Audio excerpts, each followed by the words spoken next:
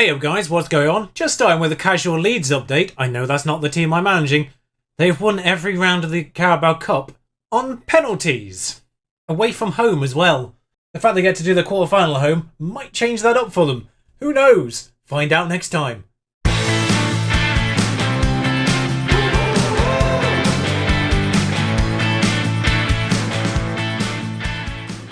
Anyway, welcome back. Our fixtures in between, last off with the two very disappointing away 1-0 losses, was Bolton, who were rock bottom of the Championship. Now, we've finished our stadium expansion as well. 12,000 people coming to this and filling that out full stop as well. Probably not too long before we get another expansion / new stadium at this rate, because we are filling it out every home game. But yes, we beat Bolton with a very grindy 1-0. Real Madeira scoring penalty, proving that we can in fact score them. Considering they're bottom of the league, that was very disappointing. But a win was a win, and that's all that mattered. But yeah, breaking that loss streak was all important because we rocked up at Crystal Palace, took the lead in the 52nd minute.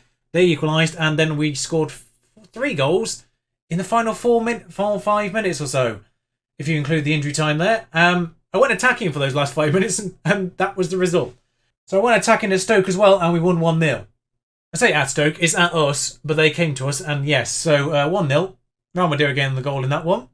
Derby turn up, who are 20th at this point, despite winning the first 2 games of the season, and beat us 1-0 with a penalty. We couldn't score.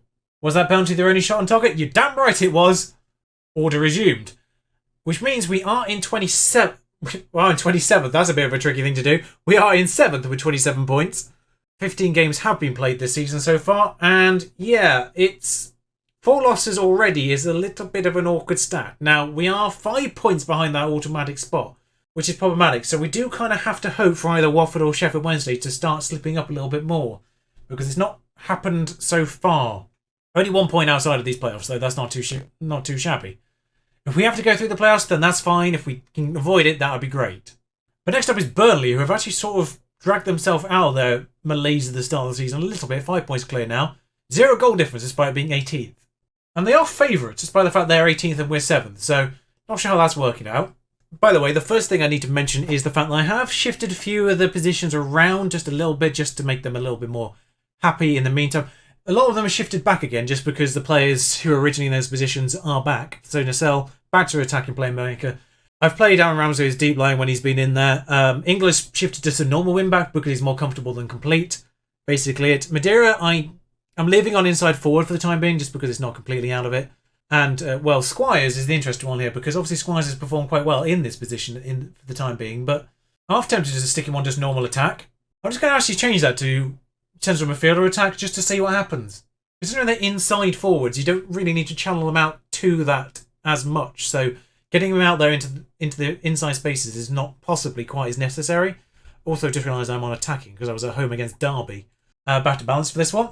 That's it. The good news is also Abisbak's back for 45 minutes, so we have him to bring off the bench if necessary. But yeah, Carlos is just on... Well, he's returning tomorrow, so he might be back, at the very least, as a bench option for the next match against Luton. So the team for this is Ingler on the left, Medina, Edgar and Shaw on the right, Dutra in goal, of course, Wilson, Nacelle and Squires. A little bit of an old guard there. Familiar.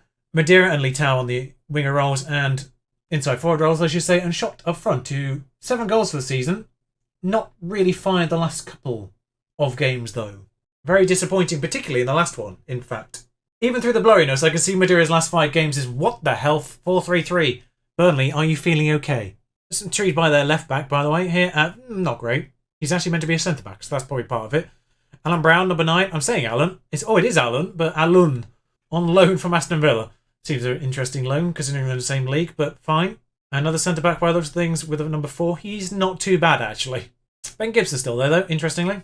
If we can win here, despite the fact we are second favourites to a team in 18th, they'll sort that out eventually, maybe. I don't know. Like, we're 7th for a reason, they're 18th for a reason. So can we please reflect that in the pre-match odds? And we've won 3 of the last 4. 3 of the last 5. 3 of the last 6, technically, if you want to go back that far, but still. So far, scintillating. 3 shots in the entire game in the first 20 minutes. And there is a free kick. Gonçalves is taking it. And he has scored it. I went so silent during that because I wasn't expecting much, and he's scored it. Where's that come from, Wilson Gonçalves? How long's that been in your locker? We've probably scored one already, and I'm just completely blanking on it, but that's fantastic. in 3D. Oh, anyway, Madeira's got a penalty here out of something. I didn't even notice the original infraction. I'm so sorry about that. Madeira scored it. 5th goal of the season. A little bit of confidence back in his system. He scored the penalty against Bolton and then scored the goal against Stoke as well. So back into it. He might have scored against, it might be one of the 4 goals in the other game as well. I think he might have been off by that point for Crystal Palace. Yeah, getting back in the goals is older Madeira. I say old Madeira as if he's older than 20. But might be 21. Nacelle, I think, is still the oldest at 26. Well, on the pitch anyway, at 26. Shot scored, though, is 3-0. Can we play Burnley every week? I don't know what it is about us. I mean, they are playing 4-3-3, which is ridiculous. But yeah, Madeira's come in here. Toe poked it with the outside of his boot as an assist there. And Berkey's still in goal for Burnley. I seem to remember he was in goal when we trashed them last time. Because I made a big deal of it. Former Borussia Dortmund and Champions League playing goalkeeper. As a result, Roman Berkey. Edu on this left-hand side. Venturing a little bit far forward for a centre-back there. Playing as a full-back. Gilbert. Well, that's the best chance they've had so far, and that says everything about their chances so far. How old is he now, by the way, Berkey? 34, so not completely past it. Still acceleration 10. Keeping hold of that pace quite well. He's conceded 65 goals in 32 appearances. I mean, considering he conceded 50 and 171 at Borussia Dortmund, arguably, the defence in front of him might be something to be paying attention to there. Although I'm not entirely certain if that's factoring in appearances before this game starts, in terms of those conceded versus appearances. Anyway, Inglo's just nabbed that audaciously off their right back. Madeira, Lee Towell's there. It is 4-0.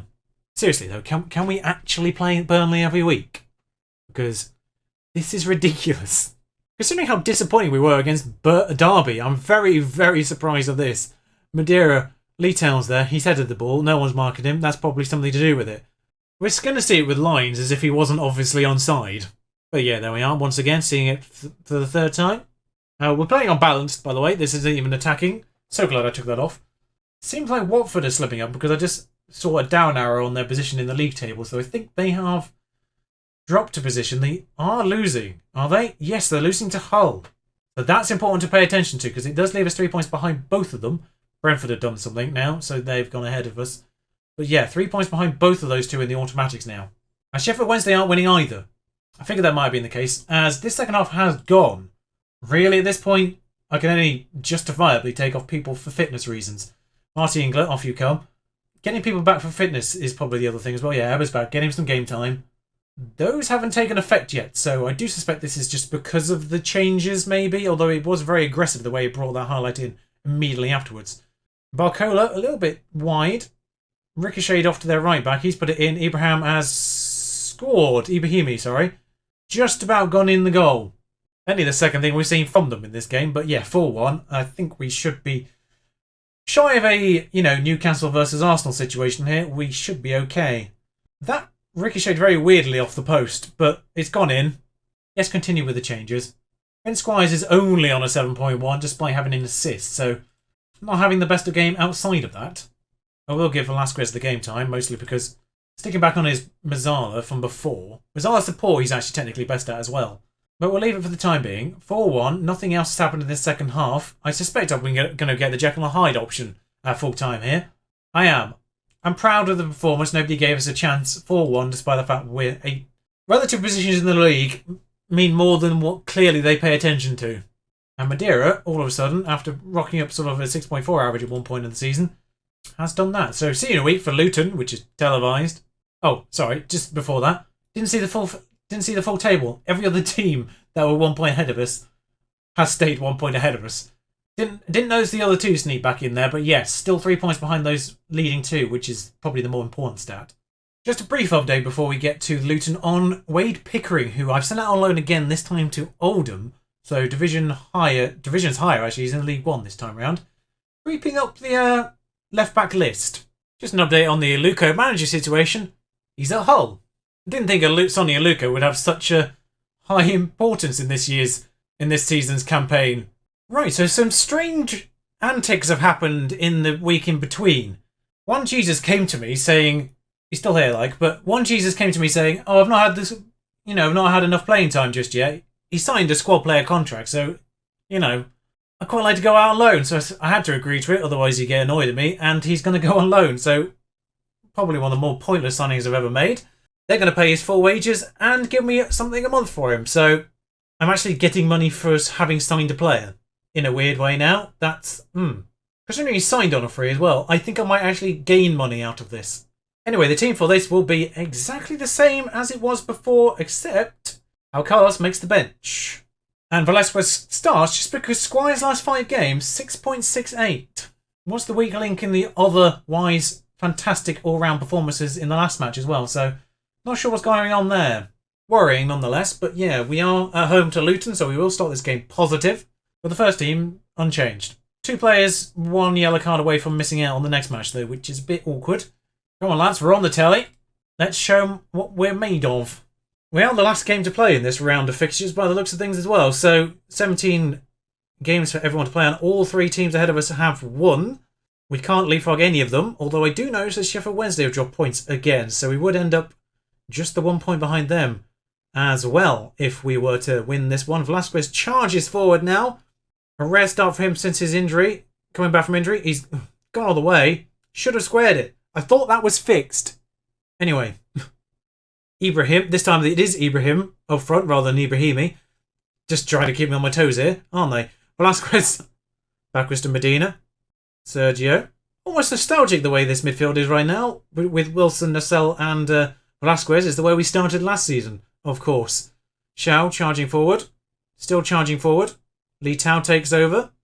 Nassel, the old guard. Gonsalves. Ingler's on this near side now. Madeira, this is a lot of passing for what is ultimately a Madeira goal. Looked like it was Ingler who hit that, but it was in fact Madeira who can't be stopped. On a bit of a run now. After a very, very shaky patch of form after getting 2 goals in the second game of the season, he has... What's going on here, by the way? It is, yeah...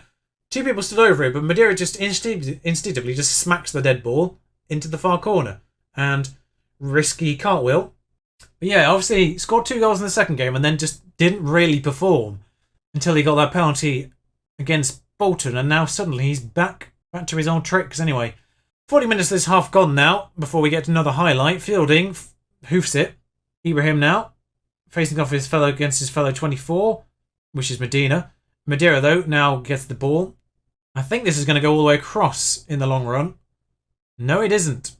Ingler on this near side now. Charges past 2 people, I think, there. Gone in. Has all the time in the world to make the worst shot in the world. Ingler.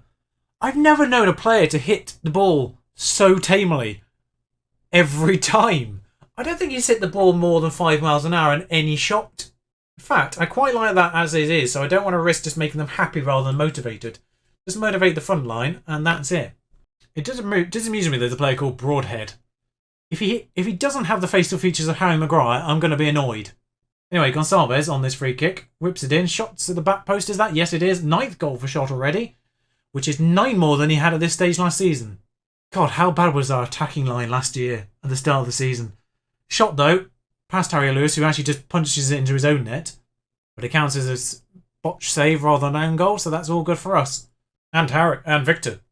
Velasquez 6.7 though, so not best from him either. It just seems destined that no matter what goes on, there's always going to be one position that no matter who's in that role, they're just going to play badly.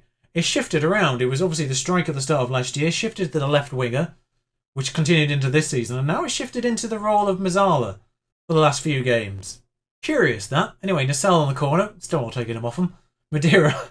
Must fix that corner taker situation because Nassel doesn't always start, and it's left Shao taking a few of them, which means there's only been 1 person defending. Gotta say, their regen striking lineup, bold on the moustache front. I mean, they're both on 6.8s. Ebersbach gets some time. Nassel's played very, very well. I'm going to stick him in the Mazzala role. Actually, I'm going to stick him that way around, I think. Get Carlos some game time. 63% of the possession as well. It's been good on all fronts for us. No woodwork involved this time round, for a change. 4 Jacks. Pressing there a little bit. Still through. 4 Jacks. Madeira. Never realised how similar names was until now. Madeira. Velasquez inwards. I think it might end up out here at some point, maybe. Again, nope, wrong side. I was looking the wrong side. Ingler was in way more space than Lee Tower was. Madeira. Shots there. Shot scored. It's 3-0. Well, nice to have you around when we're scoring for a change, considering last time. 7 goals for you to witness today. But yeah, Ingler inwards to Madeira here, who this little dink and fine shot.